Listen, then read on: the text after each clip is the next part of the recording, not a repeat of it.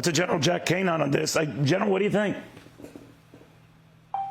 Well, first of all, good news that Brittney Griner has been released, certainly, and hats off to the people that work this. It takes weeks and months, to get to a point like this. There's always disappointment with these as well. I mean, certainly Paul Whelan's still there, still being held at hard labor, and his health not being in the best of shape. Certainly that's a disappointment that he's not on that airplane. And also, I mean, if you're looking for fairness in these deals, forget it. Because our people get arrested on phony, fake charges, and the people we're giving up are thugs, killers, terrorists. They are people that deserve to be in jail for the rest of their life. So, yes, there's gratitude here that she is coming home. Certainly disappointed that we had to give somebody up like Victor Boot, and very disappointed that Paul Whelan isn't coming home. But I'll take the administration at face value here, Neil. They say they're working hard to get Whelan home. Okay, let's see the results. Meanwhile, if I can go halfway across the world to Saudi Arabia, China's Xi Jinping is there. That's raised some eyebrows. What do you make of what's going on? Well, first of all, when our relationships in the Middle East get frayed, as they have with Saudi Arabia and the UAE with this administration, the Middle East leaders, they have choices. And even President Biden, during his visit to see Mohammed bin Salman in Saudi Arabia, he mentioned that one of the purposes of the visit was to make certain that China and Russia did not fill the void of the United States pulling back in the Middle East. And that's exactly what's happening. So our audience understands. China has deep interest in the Middle East. 62% of their oil flows out of the Persian Gulf. That is the reality of what they're dealing with. And they know this.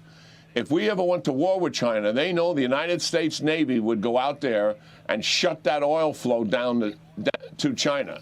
And they want military bases in the Middle East. They've got Djibouti, but they want more than that to be able to protect their oil. So that's what this is about. They have strategic issues here to protect their vital interest, which is the flow of oil out of the Persian Gulf. And if they can take advantage of the United States, who's not playing its hand as well as it should be playing, with the Arab states, they're going to take advantage, and that's what they're doing.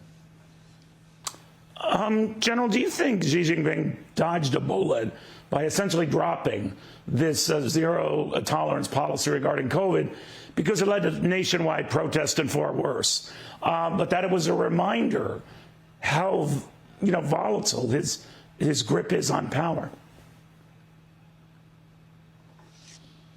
Yes, you were broken up a little bit there, Neil. I didn't get all of it, but I think you were asking a question about COVID and uncompromising standard. Is that what the question was? Right. No, I'm sorry for that and my voice, General, but that in a way he did this to ease the criticism he was getting and the revolts going on across the country. But I'm sure it was a reminder to him that, staying in power isn't a guarantee. Yeah.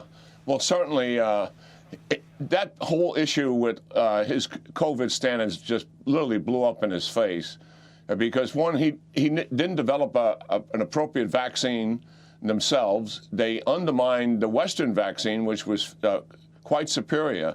And now he's going to face another issue, Neil.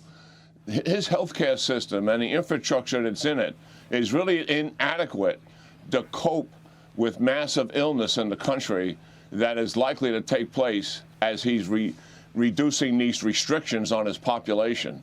So he has backed himself into a corner here with these unbelievable standards and did not do anything in the last 3 years to substantively improve his healthcare system. So that's the challenge we're going to see that's coming pretty soon. General, thank you again very much. Jack Keane on all of that.